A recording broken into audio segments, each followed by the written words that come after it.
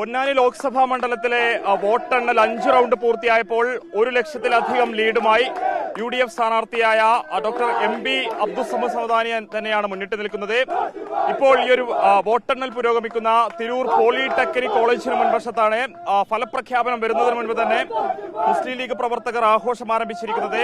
സമദാനിയുടെ വിജയാഘോഷമാണ്. പൊന്നാനി വിട്ടുകൊടുക്കില്ല എന്ന മുദ്രാവാക്യങ്ങളൊക്കെ തന്നെ വിളിച്ചുകൊണ്ടാണ് മുസ്ലിം ലീഗ് പ്രവർത്തകർ ഫലപ്രഖ്യാപനത്തിന് മുൻപ് തന്നെ ഇവിടെ വിജയാഘോഷം ആരംഭിച്ചിരിക്കുന്ന ദൃശ്യങ്ങളിലേക്ക് പോകുമ്പോൾ നമുക്ക് കാണാം. ഹരിത പതാക ഏന്തി പച്ച കളറുള്ള വസ്ത്രങ്ങളൊക്കെ തന്നെ ധരിച്ചുകൊണ്ടാണ് അവരിങ്ങോട്ടേക്ക് എത്തിയിട്ടുള്ളത്.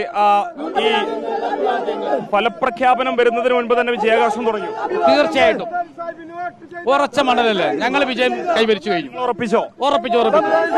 നല്ല ഭൂരിപക്ഷത്തോടു കൂടി വിജയിക്കും, യാതൊരു സംശയമില്ല.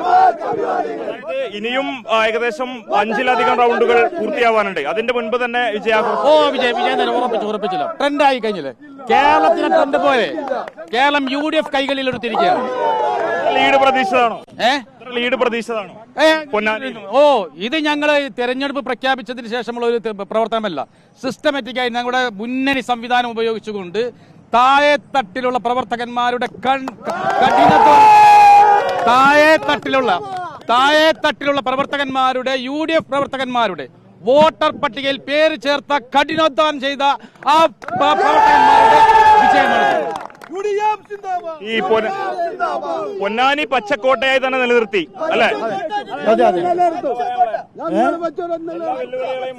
ഇതിനും എല്ലാ വെല്ലുവിളിയും മറികടന്നുകൊണ്ട് പൊന്നാനി പാർലമെന്റ് മണ്ഡലം UDF നിലനിർത്തി. അത് ഒരിക്കലും അതും തട്ടിമാറ്റാൻ പറ്റാത്ത ഒരു ഉരുക്ക് കോട്ടയാണ് പൊന്നാനി, യാതൊരു സംശയവുമില്ല. പ്രായം കൂടുന്തോറും മലപ്പുറത്തെ വോട്ടർമാർ മാറി ചിന്തിക്കുമെന്ന് പറഞ്ഞവരുണ്ടായിരുന്നു. പക്ഷേ വിദ്യാഭ്യാസത്തിൽ ഇത്രയേറെ മുൻപന്തിയിലിരിക്കുന്ന മലപ്പുറം ജില്ലയിൽ ഈ ഒരു കാലഘട്ടത്തും ഇത്രയേറെ മഹാഭൂരിപക്ഷത്തിൽ പൊന്നാനിയും മലപ്പുറവും വിജയിച്ചിട്ടുണ്ടെങ്കിൽ UDFന്റെയും മുസ്ലിം ലീഗിന്റെയും ശക്തമായ ജനകീയ സ്വാധീനമാണ് കാണുന്നത്. വലിയ ആവേശത്തിലാണ്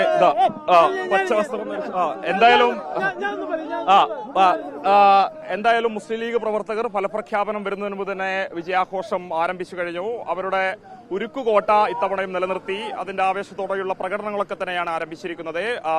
ഈ ഒരു വോട്ടെണ്ണൽ പുരോഗമിക്കുന്ന കേന്ദ്രത്തിന് മുന്നിലാണ് ഇപ്പോൾ ഇവിടെ ആഘോഷ പ്രവർത്തനങ്ങൾ നടത്തിക്കൊണ്ടിരിക്കുന്നത്. വീഡിയോ ജേർണലിസ്റ്റ് വിജിത്തൂർ കടവിനൊപ്പം reporter Mubashir P Akbar in reporter Tirur.